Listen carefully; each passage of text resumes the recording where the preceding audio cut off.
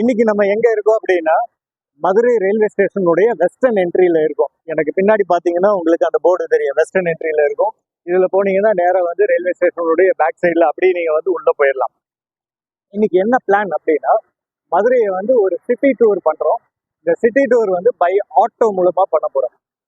Particular places வந்து இங்க இருக்க சிட்டி லிமிட்ஸ்குள்ள இருக்கிற பர்டிகுலர் பிளேசஸ். இதுல வந்து வெளிநாட்டு மக்கள் வர்றாங்க இல்லையா, ஃபாரினர்ஸ் வர்றாங்க. அவங்க ஃபாரினர்ஸ் போறதுக்கும் சரி, நம்ம ஆட்கள் போறதுக்கும் சரி, இல்ல நார்த் இந்தியன்ஸ் வந்து இங்க டூருக்கு வர்றாங்க அப்படின்னா அவங்க என்னென்ன ஸ்பாட்டுக்கு போவாங்களோ அதை வந்து நம்ம ஆட்டோ மூலமா நம்ம கவர் பண்ண போறோம்.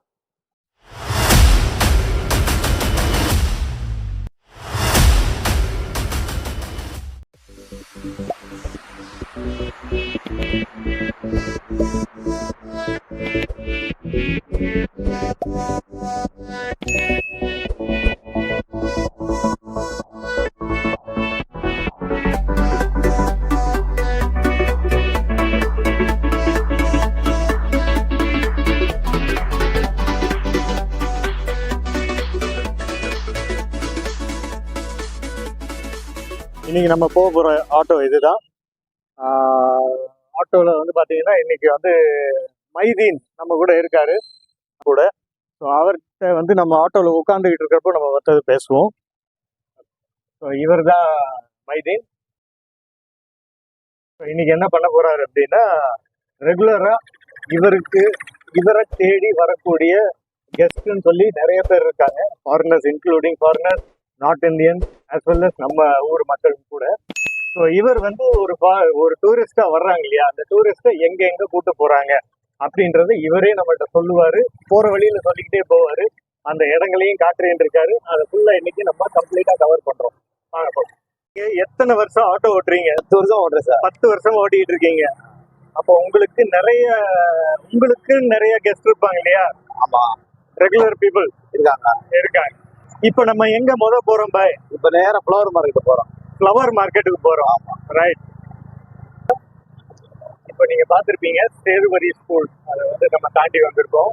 அந்த சேதுபதி ஸ்கூல் வந்து பாத்தீங்கன்னா ஒரு கவர்மெண்ட் ஸ்கூல் தான் மதுரையில. அதுவும் ஒரு ஃபேமஸான ஒரு ஸ்கூல் தான். முக்கியமான ரீசன் வந்து அந்த ஸ்கூல்ல வந்து பாத்தீங்கன்னா நம்ம தமிழ் கவி பாரதியார் வந்து அந்த ஸ்கூல்ல வந்து டீச்சரா வேலை பார்த்தாரு.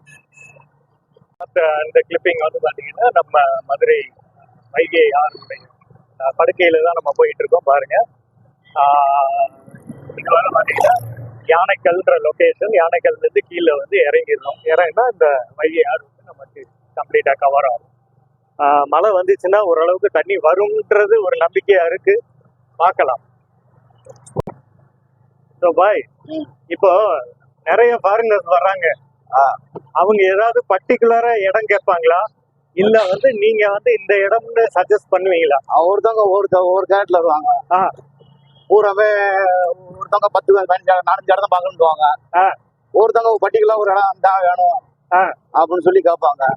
அவங்க எந்த இடத்துல சூஸ் பண்றாங்களோ அந்த இடத்துக்கு கூட்டு போய் அந்த மாதிரி பண்ணிடுவோம். அது ஒரு அவங்க சொல்ற இடம் ஒன்று எக்ஸ்ட்ரா ஒரு இடத்தையும் காட்டிடுவோம். போற வழியில இந்த இடம் ஸ்பெஷலிஸ்ட் அப்படின்னு சொல்லி நான் உங்க ஃபேஸ்புக் அக்கௌண்ட்ல வந்து நிறைய அந்த ஃபாரினரோட பிக்சர் எல்லாம் எடுத்து போட்டதெல்லாம் பார்த்தேன். இவங்க எல்லாம் என்ன உங்களுக்கு குரூப்பா வர்றவங்களா, இல்ல வந்து தனித்தனியா வந்தவங்க இருக்காங்க, குரூப்பா வந்தவங்க இருக்காங்க. சரி, இந்த கான்டாக்ட்ஸ்ல வந்து உங்களுக்கு எப்படி கிடைக்குது பாய்? எனக்கு வந்து ஹோட்டல் மூலியமாவும் கிடைக்கும். சரி, தனிப்பட்ட ரயில்வே ஜங்ஷன் வழியாவும் கிடைக்கும். அப்படியும் கிடைக்கும். இந்த குரூப் லீடர் கிட்ட நம்மளுக்கு லிங்க் இருக்கு. ஸோ அப்போ குரூப் லீடர், அதாவது டூர் லீடர்ஸ் வந்து உங்களுக்கு பழக்கம் இருக்கு. 100-150 பேர் வரைக்கும் இருக்காங்க நம்மள்ட்ட. அந்த லீடர்களை வச்சு நம்ம கைட் பண்றோம். ஸோ டூர் லீடர்ஸை வச்சுட்டு நீங்க வந்து அந்த கான்டாக்ட் மூலமா ட்ரிப் எடுப்போம். அவங்க நம்மள்ட்ட கொடுத்துருவாங்க, கெஸ்ட்டை நம்மள்ட்ட கொடுத்துருவாங்க. நம்ம கூட்டு போய் சர்வீஸ் பண்ணி எல்லா இடத்தையும் சுத்தி காமிச்சு கொண்டு வந்து அவங்க லஞ்சை முடிச்சுட்டு திருப்பி கொண்டு வந்து ஹோட்டல்ல இறக்கி. ஸோ அது போக பாய் இன்னொரு விஷயம் கேட்கணும்னு நினைச்சேன்.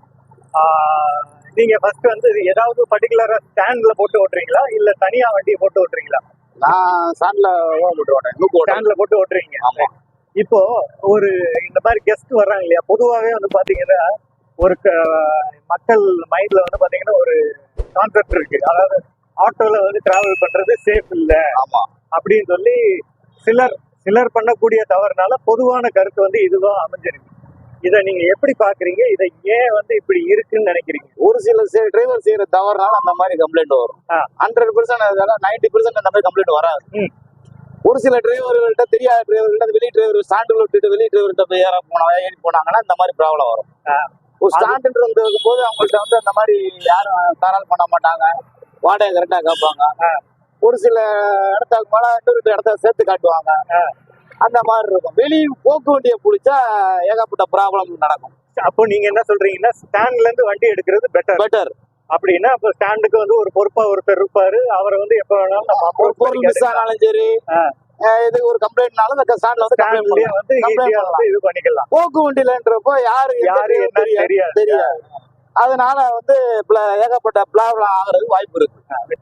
ஸோ அது போக அடுத்த இன்னொரு கேள்வி, உங்களுக்கு ஒரு செக்யூரிட்டி ரீசன்ஸுக்கு வந்து ஒரு டோல் நம்பரோ ஏதோ ஒரு நம்பர் கொடுத்துருந்தாங்க இல்லையா? நீங்க ஏதாவது ஒண்ணு டவுட் பண்ணா நீங்க வந்து அந்த நம்பரை கால் பண்ணலாம் அப்படின்ற ஒரு இது வச்சிருந்தது இல்லையா? ஆமா, அது இருக்கா இல்லையா? இருக்கு, அது இருக்கு. ஸோ வந்து மக்களுக்கு வந்து அந்த நம்பர் வந்து எல்லாருக்கும் வந்து தெரியுற மாதிரி நீங்க வந்து ஈஸியா வச்சுக்கிறீங்களா? ஆமா, இருக்கு. இதனால வந்து பலன் இருக்கா? நம்மள ஒரு ட்ரிப் நம்ம வண்டியில ஏறி வந்துட்டாங்கன்னா அடுத்தடுத்து அவங்கள வச்சு அவங்க போயிட்டே இருக்கும். அப்படி வந்துடும். சரி. ஒரு கெஸ்ட் நம்மளோட சர்வீஸ் பார்த்து அடுத்த போய் அவங்க நம்பர்கிட்ட கொடுத்து விடுவாங்க, அவங்க நம்பர் அவங்கள்ட்ட கொடுத்து விடுவாங்க. அப்படி வரிசையா தான் நம்மளுக்கு. இது வந்து உங்க கான்டாக்ட் நம்பர். இல்ல, நான் என்ன சொல்றேன், இந்த பாதுகாப்புக்கு வந்து ஒரு நம்பர் கொடுத்திருந்தாங்க இல்லையா, ஒரு டோல் ஃப்ரீ நம்பர் மாதிரி. ஆமா, அந்த நம்பர் இருக்கா, பயன்பாட்டுல இருக்கா? எப்படி? அது சும்மா கவர்மெண்ட் அப்பக்கப்ப போடுறதுதான் சார். அது பயன்பாட்டுலாம் கிடையாது. அதனால அப்போ ஒன்னும் பெருசா வந்து ஆக போறதும் கிடையாது. செக்யூரிட்டி நம்பர் வந்து நம்ம செல் நம்பர் தான்.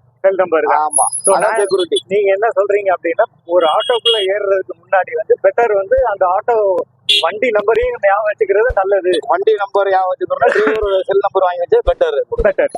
அப்போ இது வந்து பாத்தீங்கன்னா உங்களுக்கு நிறைய பாதுகாப்பு இருக்கு. மதுரையை பொறுத்த வரைக்கும் எப்படி இருக்கு பாய்? ஆட்டோ பயணம் மதுரையில எப்படி இருக்கு? ஆட்டோ பயணம் வந்து ஆட்டோ தான் சார் பெஸ்ட். காரு, ஓலா, ஊப்பர் எல்லாம் போடுறதாட்டி தனியா ஒரு செப்பரேட்டா ஒரு ஆட்டோ பிடிச்சி போறது உங்களுக்கு பெட்டர். அது உங்களுக்கு வந்து கொஞ்சம் பாதுகாப்பு இருக்கும். உங்களுக்கு வந்து 10 ரூபா 20 ரூபா குறைந்து ஓலா ஊப்பர்ல போவாங்க. அதுல பாத்தீங்கன்னா நிறைய வண்டி வித்தவுட் வண்டி அதிகமா ஓடும். இன்சூரன்ஸ் இருக்காது, எஃப்சி இருக்காது. எங்களுக்கு அவனுக்கு 10 ரூபா 20 ரூபாய்க்கு தான் இருக்கும். அந்த இது தெரியாம மக்கள் என்ன செய்யறாங்கன்னா ஓலா ஊப்பர்ல போறாங்க. ஆனா அதுல பெனிஃபிட் இருக்காது, அவங்களுக்கு கேரண்டி கிடையாது. அப்புறம் முக்கியமா இன்னொரு கேள்வி வந்து எனக்கு இருக்கு. அதாவது நிறைய பேர் வந்து இந்த கேள்வியை வந்து கேட்டிருக்காங்க. இது என்ன அப்படின்னா, நைட்ல டிராவல்ல வந்து பாத்தீங்கன்னா டபுள் சார்ஜஸ் சொல்லி ஒன்று இருக்கு இல்லையா? ஆமா, இந்த டபுள் சார்ஜஸ் எதற்குன்னா நைட்டு போனா ரிட்டர்னுக்கு சவாரி விழுகாது. இப்போ ரயில்வே ஜங்ஷன்ல இருந்து சவாரி ஏத்துறோம், ஒத்தக்கடை போகணுன்றாங்க. ஒத்தக்கடை 15 கிலோமீட்டர் வரும். 15 kilometre up and down 30 kilometre வரும். பகல்னா 2 டிக்கெட் ஒரு சவாரி கொடுத்துரும், ஒரு 50 ரூபாய் சவாரி கொடுத்துரும், ஏதாவது ரிட்டர்ன் விழுகும். நைட்ல ரிட்டர்ன் விழுகிற வாய்ப்பு இல்லை. அப்போ அந்த 50 ரூபா 100 ரூபா சேர்த்து கேட்டாங்க, அந்த வாடகை கட்டும். அப்ப நீங்க வந்து சொல்றது வந்து பாத்தீங்கன்னா ஒரு 50 ரூபா 100 ரூபா தான் எக்ஸ்ட்ரா கேட்பீங்க வரும். ஆனா சில இடங்கள்ல வந்து பாத்தீங்கன்னா சில ஸ்டாண்ட்லயே வந்து பாத்தீங்கன்னா அப்படியே டபுள் ரேட் போடுறாங்களே, அது என்ன காரணம்? அதுக்குதான் முன்னாடி உங்களோட வழக்கம் சொன்னேன். ஒரு சில டிரைவர் செய்யறது அப்பனால எல்லாரும் பாதிக்கும். சோ இதனால வந்து யாருமே அப்படி கேட்க மாட்டாங்க. மேக்சிமம் இன்னைக்கு இந்த ஆட்டோல ஸ்டாண்ட்ல வந்து ஏறினாங்கன்னா நாளைக்கு இதே ஸ்டாண்ட்ல வந்து ஏறணும் அப்படின்னு சொல்லிட்டு ஓட்டுற டிரைவர் இன்னைக்கு சம்பாதிச்சா போதும் அப்படின்னு நினைச்சு ஓட்டுற டிரைவர் 40%. இப்ப அடுத்து வந்து பாத்தீங்கன்னா இதே கான்செப்ட்ல வந்து உங்களுக்கு அந்த டைமிங் வச்சிருக்கிறீங்க. அதாவது ஒரு இந்த நைட் சார்ஜஸ் இருக்கு இல்லையா? ஆமா, எத்தனை மணில இருந்து எத்தனை மணி வரைக்கும்? நைட்டு 10 மணிக்கு மேல வந்து டபுள் சார்ஜ் ஆயிரும். நைட்டு 10 மணில இருந்து காலையில 5 மணிக்கு. காலையில 5 மணி. ஆமா, 10 to 5 வந்து பாத்தீங்கன்னா டபுள் சார்ஜ். 5 மணில இருந்து ஆட்டோமேட்டிக்கா நார்மல் சார்ஜஸ் வந்துரும். அப்படி கவர்மெண்ட் நடத்துற கவர்மெண்ட் பஸ்லயே டபுள் சார்ஜ் தான்.